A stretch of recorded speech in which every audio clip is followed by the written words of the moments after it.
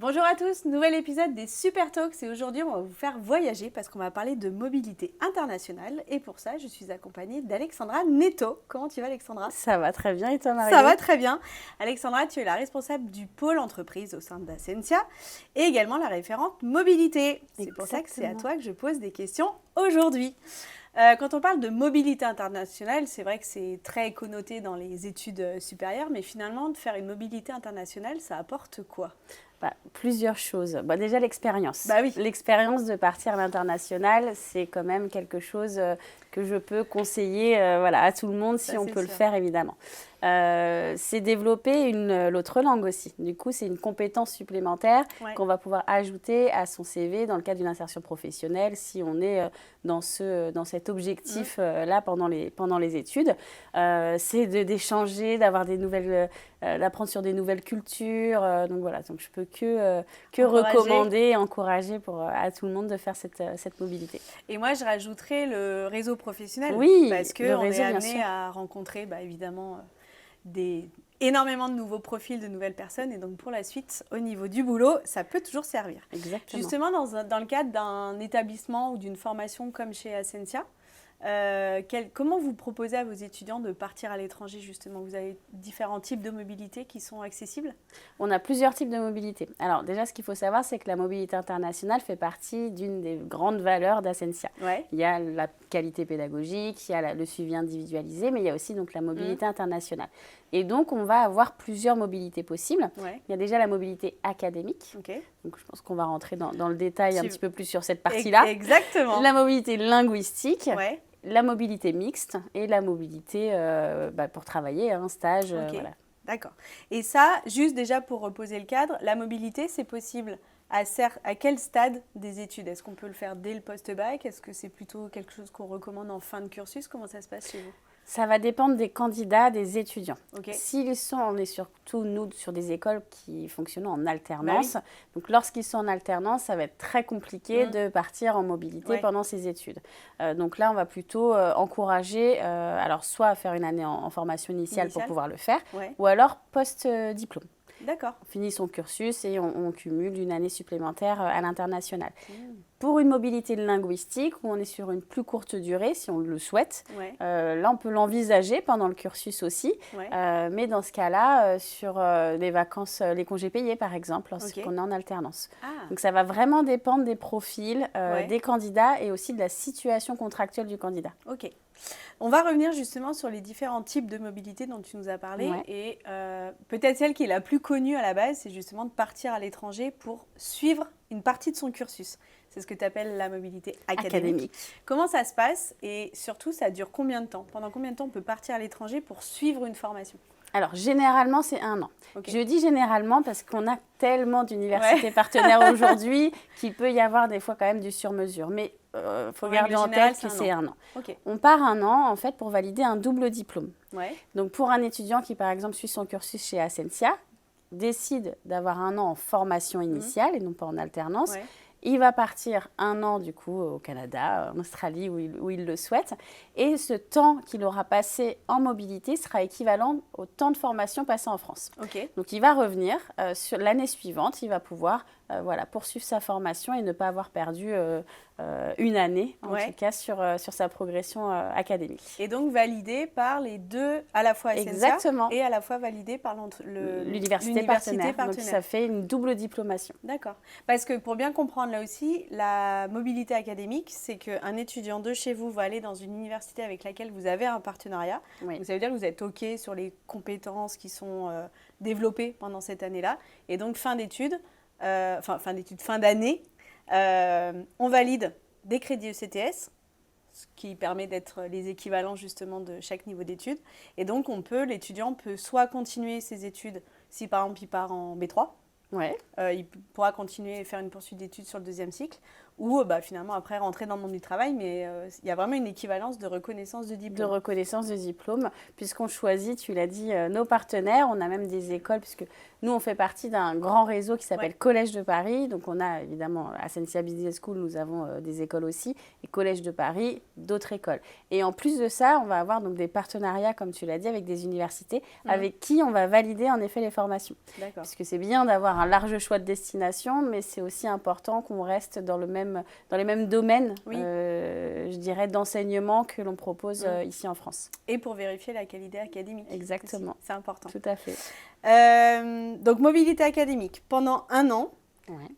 Est-ce qu'il y a des destinations privilégiées pour partir justement pendant 1 an, ou est-ce que finalement on peut partir un peu partout à partir du moment où vous avez ces fameuses universités partenaires Tu as des exemples de On peut partir un petit peu partout. Là, en ce moment, j'ai un étudiant qui est au Japon. Ok. Tu vois. Oui, sacré changement culturel. Il est sur son bac plus 3 en ce moment, donc il a fait ses 2 années chez nous. Il fait son bac plus 3 au Japon et reviendra sur son bac plus 4 chez nous. Okay. Donc on voit qu'il n'aura pas perdu d'année académique. Et lui, c'était vraiment la destination. Okay. C'est la destination qui était importante. Donc, on a regardé ensemble, on a étudié le projet par rapport aux 2 universités qu'on avait là-bas en partenaire. Et puis, il a trouvé la formation qui lui plaisait. Mais encore une fois, on reste sur des formations qui sont similaires. Donc, je dirais que le critère premier, c'est vraiment la destination. Ouais. Ça, on en reparlera justement sur le choix de la destination. On a parlé de la mobilité académique. Tu nous dis qu'il y a 3 autres types de mobilité. Est-ce que tu peux nous en parler ? Il y a la mobilité linguistique. Ouais, alors c'est quoi ça ? Ça consiste en quoi ? Linguistique, c'est quand on a un niveau d'anglais qui est moyen, voire débutant. Okay. Donc là, on décide de partir à l'international pour apprendre l'anglais. Donc ça va être des cours d'anglais. Ok. Du coup, on apprend, on est dans le pays pour faire des cours d'anglais. Ouais. Donc la durée est beaucoup plus flexible. C'est pour ça que je disais... plutôt sur les vacances. Exactement. Sur les congés. Pour un étudiant qui est en alternance, ça colle aussi. Parce qu'il peut, pendant les congés payés, pourquoi pas faire 4 semaines en Irlande ou à Londres ou ailleurs pour apprendre l'anglais. Et là, il va pas avoir un diplôme, puisqu'on est sur une mobilité linguistique, mais il va avoir une certification à l'issue de sa mobilité, une certification en anglais. D'accord. Voilà. Et puis finalement, il va revenir aussi avec plein de compétences exactement. Et il aura peut-être envie de faire une mobilité académique post-diplôme. Parce que je pense que c'est important de le préciser quand on fait quand même une mobilité académique. Donc, on le rappelle, ça veut dire suivre des cours. Donc déjà, soit en anglais, soit dans la langue potentiellement du pays, mais peut-être beaucoup en anglais. Oui. Ça nécessite quand même un bon niveau d'anglais, ou en tout cas un niveau minimum. C'est requis ça par les universités partenaires ? Pour une mobilité académique, c'est un niveau minimum B1, B2 en fonction des universités qui est demandé. Donc il y a forcément un test qui est demandé au début par les universités, donc que l'étudiant doit passer avant de partir faire sa mobilité. Ça fait partie parce que c'est des cours, exactement, c'est des cours de spécialité donnés en anglais. Donc s'il ne comprend pas, ça va être très compliqué. Mais ça, pour lui. On le rappelle, c'est vraiment dans un but de réussite. Oui, le but, c'est pas de se mettre en difficulté. Donc pour pouvoir suivre les cours et sur des niveaux, on en parlait quand on préparait l'émission, c'est quand même, comme tu le disais, finalement de même niveau que le diplôme français qui est préparé. Quand on est en 3e année d'études, on va utiliser des termes particuliers dans des domaines particuliers selon son secteur. Il faut aussi pouvoir le suivre en anglais. Voilà. Donc un petit niveau requis quand même. Un petit niveau requis, mais du coup, ça n'empêche pas les étudiants qui disent « Ah ben moi, je n'ai pas le niveau d'anglais, du coup, la mobilité n'est pas pour moi. » Mais comme on l'a dit juste avant, une mobilité linguistique peut permettre d'accéder à une mobilité académique juste après. Donc il y en a pour tout le monde. Il y en a pour tout le monde, et heureusement. Oui. Donc on part en études, on part pour se perfectionner en anglais, on peut partir aussi finalement dans quel On peut partir pour travailler. Ok. Alors, là, pour travailler, ça va être aussi en fonction des pays. Parce que les visas ne s'obtiennent pas de la même manière, aussi facilement dans tous les pays. Donc, en fonction des destinations, mais là, il faut vraiment se rapprocher de son référent mobilité au sein de chaque campus pour pouvoir avoir toutes les formalités. Mais par exemple, au Canada, on peut très bien avoir un visa étudiant et avoir un stage à côté. Donc ça, on peut partir là-dessus. Au niveau de la mobilité, on va aussi avoir la mobilité mixte. Ça, c'est le dernier point, où là, on va faire 6 mois. 6 mois d'académique ou linguistique et 6 mois de stage ou de job à l'étranger. Ok, donc là aussi, ça permet quand même de suivre une partie de son cursus, donc finalement un semestre, qu'on valide là aussi en double diplôme ou pas ? Oui, tout à fait. Et donc une expérience aussi en immersion dans le monde professionnel à l'étranger. J'ai une étudiante qui est partie au Canada qui a fait ça, qui a fait une mobilité mixte, qui a fait un semestre du coup d'académique. Elle était sur un niveau bachelor 2e année et après un semestre où elle a fait un stage. C'est le combo idéal, ça presque un peu, non? Ah oui, c'était pas mal. Et ça, c'est vrai que le Canada permet beaucoup ce genre de choses. Ouais. Est-ce que dans le cadre d'un cursus, si par exemple un étudiant arrive chez vous en post-bac et suit ses 5 années d'études, est-ce qu'il peut partir plusieurs fois en mobilité? Oui. Ouais, oui. Tant mieux. Oui, il peut partir plusieurs fois en mobilité. Alors, c'est vrai que généralement, quand ils reviennent, ils ont même envie de repartir. Oui, j'imagine. Oui, c'est pas impossible. Alors, il ne fera pas tout son cursus parce que ça peut paraître compliqué sinon au niveau... Oui, puis notamment avec l'alternance. Exactement. Mais il peut partir une deuxième fois sur le cycle master, par exemple, sans aucun souci. Ouais. Non, mais comme tu dis, en plus, il y a finalement différents paliers entre le perfectionnement, le stage à l'étranger, qui peut aussi être une expérience à part entière, et l'envie d'avoir un double diplôme. C'est quand même très recherché, ça, par certains étudiants. Et puis, c'est vrai que ça donne... c'est joli sur le CV. Oui. Aussi de savoir qu'on a fait un double diplôme et une vraie expérience culturelle qui est non négligeable de toute façon. Et pour un étudiant qui a beaucoup de chance, il peut même être à l'international dans une université partenaire et à côté avoir un contrat d'alternance avec une entreprise française qui est du coup implantée dans ce pays et faire les deux. Parce que ça, on a le droit. Petit aparté sur l'alternance. Si on signe un contrat dans une entreprise en France, mais qui peut avoir des bureaux à l'étranger, tout à fait. Enfin, une implantation à l'étranger, c'est possible. Et là, c'est le combo. J'avais une petite question justement par rapport à la manière dont dont ce type d'expérience peut s'intégrer dans de l'alternance. Si par exemple, vous avez un étudiant comme vous en proposez dès le post-bac, je rentre en bachelor, je fais mes 2 premières années de bachelor en alternance et ma 3e année, j'ai envie de partir une année à l'étranger. Est-ce que je peux? Ça veut dire que j'interromps mon contrat français, je fais une année, ma 3e année en initiale, et après je pourrais continuer en alternance. C'est possible de le faire, ça, ou pas? Alors, j'ai envie de dire non, parce qu'un contrat se signe pour 3 ans. Et nous, dans les écoles, on apprend aux étudiants à respecter aussi leur contrat de travail. Donc, ils sont engagés sur 3 ans. Maintenant, je vais être transparente aussi. J'ai déjà des étudiants qui ont formulé ce souhait au bout de 2 ans d'alternance parce que le projet change. Et qu'en discutant et que l'entreprise est d'accord et suit le projet, là, on va pouvoir l'envisager. Mais on part du principe que quand on signe un contrat avec la durée, on est sur un CDD. Un contrat d'alternance est un CDD. Et on est engagé sur la totalité du contrat. C'était important de le préciser. Donc, on y va, mais pour son master première année. Voilà. Après ça, d'un an. Exactement. Et alors, on en parlait tout à l'heure, comment on fait son choix de destination? Si on n'est pas comme l'étudiant dont tu parlais tout à l'heure qui avait une envie de Japon, il a pu aller au Japon. Si demain on se dit, tiens, j'ai peut-être pas trop d'idées, j'ai envie de partir peut-être loin, pas loin, ou voilà, comment vous accompagnez vos étudiants sur cette expérience-là? En posant beaucoup de questions. Il faut poser des questions, on ne le dit pas assez. Oui, alors déjà par rapport à son attachement en France, vie de famille, vie personnelle, c'est hyper important. Sans être intrusif, on leur pose la question, il faut être capable d'être loin ou moins loin. Donc ça, c'est la première chose. Déjà, on limite peut-être la zone, le périmètre. Exactement.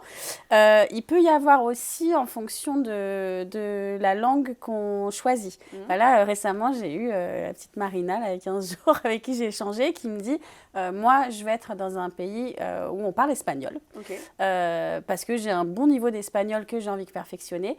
Par contre, en anglais, c'est pas encore ça. Du coup, si je peux avoir la double langue dans ma mobilité, ce serait top. Puisque dans les universités, même en Espagne ou dans d'autres pays où on parle espagnol, ce sera des cours d'anglais.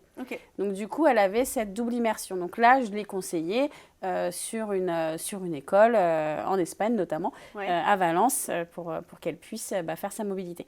Voilà, donc on va vraiment poser des questions en fonction du profil, essayer de proposer la destination idéale. Et le format idéal, parce qu'on parlait tout à l'heure des prérequis de niveau de langue, par exemple. Il y a sûrement des choses, comme tu l'as dit, rien que l'éloignement, on a peut-être tous envie de partir très loin, mais peut-être que partir 1 an ou 6 mois très loin, on n'est peut-être pas tellement prêt. J'ai mon petit frère qui est en Australie en ce moment, alors je sais ce que tu veux dire. Posez vos questions, Alexandra, elle saura vous répondre. Non, en vrai, il y a au sein des équipes chez Ascensia des référents par campus, donc il ne faut pas hésiter. aller leur poser des questions. Oui, c'est ça. Eux par pourront, campus. Bien répondre. Alors, c'est vrai que c'est un projet qui se construit. Ouais. Donc, on se voit plusieurs fois. Et après, on a au sein de Collège de Paris tout un service mobilité qui va terminer la procédure avec nos étudiants qui partent. Et justement, on s'y prend combien de temps avant son début de mobilité à réfléchir à ce projet? Alors, généralement, les mobilités démarrent en septembre. Enfin, la rentrée scolaire de août à octobre, voilà, pour être le plus précise possible. Donc, on termine les dossiers de mobilité début mai. Première quinzaine de mai, les dossiers de mobilité sont finalisés pour un départ pour la rentrée. D'accord. Donc, voilà, il faut quand même l'anticiper. Ah bah oui, j'imagine, surtout en fonction des destinations, parce que jusqu'où va l'accompagnement de l'établissement, justement, dans la mobilité des jeunes, pour, par exemple, des visas, des recherches de logement, parce que ça fait partie quand même des choses très concrètes pour pouvoir partir. Bah jusque-là. Jusque-là, ouais. Voilà. Et on a même par pays, alors on essaye par pays, mais je sais que Isaac, qui est au Japon actuellement, a été très bien accompagné par un jeune homme qui s'appelle Alexandre, qui est sur place, qui lui, il l'a vu en visio, il l'a conseillé sur le visa, sur les logements, il l'a accueilli à son arrivée pour lui expliquer voilà, comment ça se passait, lui montrer le campus. Donc on a sur de nombreux pays quand même et de nombreuses destinations aujourd'hui, des personnes, des référents sur place aussi. Oui, d'accord. Mais c'est important de préciser qu'il y a donc le suivi des cours, des choses comme ça, mais il y a tout cet accompagnement plus personnel pour que la mobilité déjà se mette bien en place. Et puis j'imagine qu'il y a un suivi dans tous les cas qui est fait. Il y a un suivi, du projet. Il y a un suivi qui est fait, puisqu'ils ont un dossier, un rapport de mobilité à faire à leur retour. Alors là, je parle vraiment pour la mobilité académique, où on valide ce double diplôme. Donc il y a un rapport de mobilité à faire, donc il y a forcément un suivi qui se fait avec un formateur basé en France. Donc là, il y a plusieurs rendez-vous qui s'organisent pour qu'il puisse avancer à distance sur son dossier.